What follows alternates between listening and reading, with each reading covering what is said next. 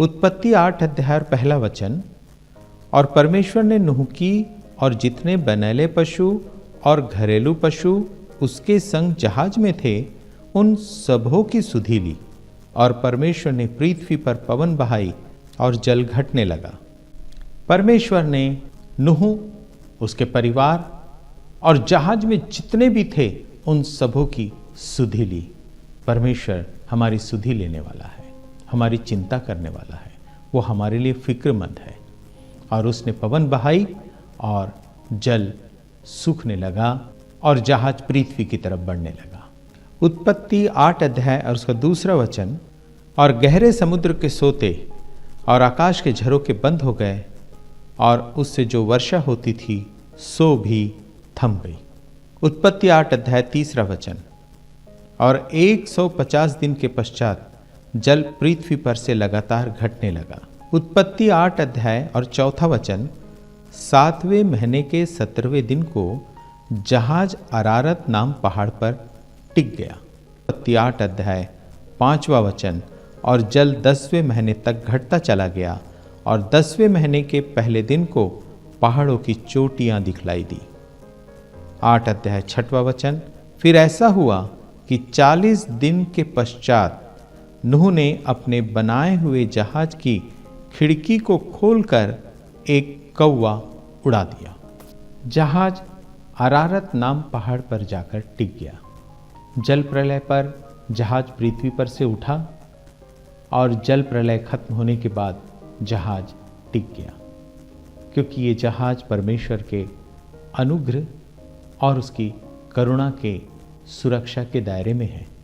मेरे और आपका जीवन भी अगर परमेश्वर के अनुग्रह और करुणा के जीवन के दायरे में अगर होगा तो प्यारे बहनों और भाइयों, हम भी उस अनंतकालिक जीवन में जाकर अपने प्रभु से मिलने पाएंगे, अपने परमेश्वर से मिलने पाएंगे।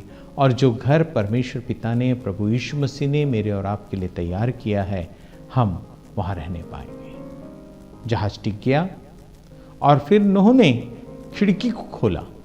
एक ही खिड़की है और वहाँ से उसने कौवे को उड़ा दिया। नूह बुद्धिमान व्यक्ति था, परमेश्वर की ओर से उसे ज्ञान मिला था। उसने कौवे को इसलिए उड़ाया कि वो जहाज से बाहर इस पृथ्वी पर कदम रखे या न रखे, ये जानने के लिए कि पृथ्वी पर का जल घट गया है या नहीं। परमेश्वर हमें बुद्धि देता है, हमें ज्ञान देता है और समय के मुताबिक हमें उसका इस्तेमाल करना चाहिए। अब कौवा जब उड़ गया तो हम आगे के वचन को देखते हैं जो हमें मिलता उत्पत्ति का किताब 8 अध्याय उसका 7वां वचन। वह जब तक जल पृथ्वी पर से सूख न गया तब तक इधर उधर फिरता रहा। कौवा उस पृथ्वी पर उड़ रहा है, इधर उधर फिर रहा है, पर वो वापस जहाज में नहीं आ रहा। जब तक उसको जल प्रलय से बचना था तब तक तो कौवा जहाज में था, लेकिन जैसे खिड़की खोलकर उसको आजादी मिली, स्वतंत्रता मिली, अब वो वापस नहीं आना चाहता। क्या हुआ उस कौवे का? जल प्रलय है, बहुत से मनुष्य प्राणियों का अंत हुआ है। अब लाशें जो है फूल कर ऊपर आ गई है और कौवे को जो है मांस मिल गया है खाने के लिए। लाशों का मांस उसे बहुत पसंद है। वो दाना खाने के लिए जहाज में नहीं आना चाहता। हम भी प्रभु यीशु मसीह के पास आते हैं, हम बीमार होते हैं, हम आते हैं बीमारी से बचने के लिए। हमारे घर में शांति इत्मीनान नहीं है, हमारे घर से कोई लोग छोड़कर हमको चले गए हैं, हम बहुत परेशानियों में हैं, चिंता में हैं, बहुत दुख भरा जीवन हम जी रहे हैं। हम जहाज में आ जाते हैं बचने के लिए, लेकिन जब हमारा बचाव हो जाता है और हमें हमारा परमेश्वर जब स्वतंत्रता देने के लिए जब विचार करता है और जब वो हमें स्वतंत्र कर भी देता है, हम वापस लौट कर नहीं आते, क्योंकि हमें संसारिकता और संसारिकता की सड़ाहट हमें पसंद है, वो बुरी बातें हमें पसंद है। हमें सावधान होना है। कौवे के इस जीवन को देखकर हमें सावधान होना है कि जीवन नूह के जहाज में था और आज जीवन प्रभु यीशु मसीह में है। अगर आपने यीशु को अंगीकार किया था, लेकिन अब आप वापस लौटकर संसारिकता के जीवन में चले गए हैं, परमेश्वर आज आपको पुकार रहा है, वापस चले आइए। उत्पत्ति 8 अध्याय और उसका 8वां वचन, फिर उसने अपने पास से एक कबूतरी को भी उड़ा दिया कि देखे कि जल भूमि पर से घट गया कि नहीं।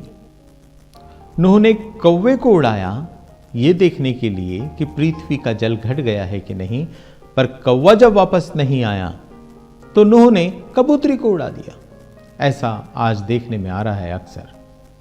पुरुष जब परमेश्वर के कामों को नहीं करते हैं, स्त्रियां उस काम को करने के लिए आगे बढ़ जाती हैं। परमेश्वर जब देखता है कि पुरुष उसके कोई काम का नहीं, तब वो स्त्रियों का चुनाव करता है और स्त्रियों को अपनी सेवकाई के लिए वो आगे बढ़ाता है। परमेश्वर के दान वरदानों से उन्हें लैस करता है। ध्यान दे पुरुषों, परमेश्वर ने आपको चुना है सेवकाई के लिए। आप परमेश्वर की सेवा से अपना मुंह न मोड़े। आप नहीं सेवा करेंगे परमेश्वर की तो और कोई करेगा। शायद परमेश्वर आपके ही परिवार से किसी स्त्री को खड़ा कर दे। जो मौका प्रभु ने हमें दिया है, हमें उसका पूरा लाभ उठाना चाहिए। हमें परमेश्वर की सेवकाई को अंजाम देना चाहिए। उत्पत्ति 8 अध्याय 9 वचन, उस कबूतरी को अपने पैर के तले टेकने के लिए कोई आधार न मिला, सो वह उसके पास जहाज में लौट आई, क्योंकि सारी पृथ्वी के ऊपर जल ही जल छाया था। तब उसने हाथ बढ़ाकर उसे अपने पास जहाज में ले लिया। कबूतरी को जब आधार नहीं मिला, वो वापस आ गई। हम जब संसार में जाते हैं, हमें वो आशीषें, वो सच्चाइयाँ, वो पवित्रताई वहाँ नहीं मिलेंगी। सो परमेश्वर इस कबूतरी के जरिए हमें आह्वान देता है कि हम वापस आ जाएं। और जब कबूतरी वापस आई, तब वहाँ लिखा है नूह ने अपना हाथ बढ़ाकर उसे जहाज के भीतर ले लिया। इसका अर्थ है नूह इंतजार कर रहा है, वो कबूतरी कब लौट कर आएंगे। यीशु मसीह भी आपका इंतजार कर रहे हैं, आप कब लौट कर आएंगे। और जब आप लौट कर आएंगे, वो अपने हाथों को बढ़ाकर वो अपने सीने से लगा लेंगे। वो अपने हाथों को बढ़ाकर अनंतकालिक जीवन के लिए वो उस जीवन रूपी जहाज में वो भीतर आपको ले लेंगे। 8 अध्याय 10 वचन, तब और 7 दिन तक ठहर कर उसने उसी कबूतरी को जहाज में से फिर उड़ा दिया।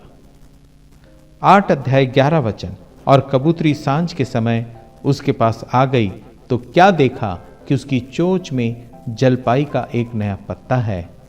इससे नूह ने जान लिया कि जल पृथ्वी पर घट गया है। कबूतरी ने अपना काम कर दिया, जिस काम के लिए नूह ने उसे भेजा था। जब कबूतरी वापस लौट कर आई, तब उसकी चोंच में जलपाई का एक नया पत्ता था और उस नए पत्ते में एक नया संदेश था, जीवन का संदेश। उस पत्ते में एक संदेश था, आशा का संदेश। उस पत्ते में एक संदेश था, एक नई जिंदगी, एक नए जीवन की शुरुआत का संदेश। कबूतरी जब जहाज से बाहर गई, उसने एक उत्तम संदेश को लेकर आई।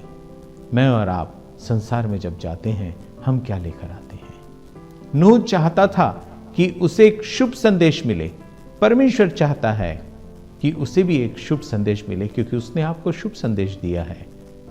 और वो परमेश्वर के लिए जो शुभ संदेश है वो यही कि लोग नाश नहीं हो रहे परंतु बचाए जा रहे हैं। वो विश्वास कर रहे हैं, अनंतकालिक जीवन के लिए तैयार हो चुके हैं। क्या हमारे पास परमेश्वर के लिए उत्तम संदेश है। 8 अध्याय 12 वचन, फिर उसने 7 दिन और ठहर कर उसी कबूतरी को उड़ा दिया और वह उसके पास फिर कभी लौट कर न आई।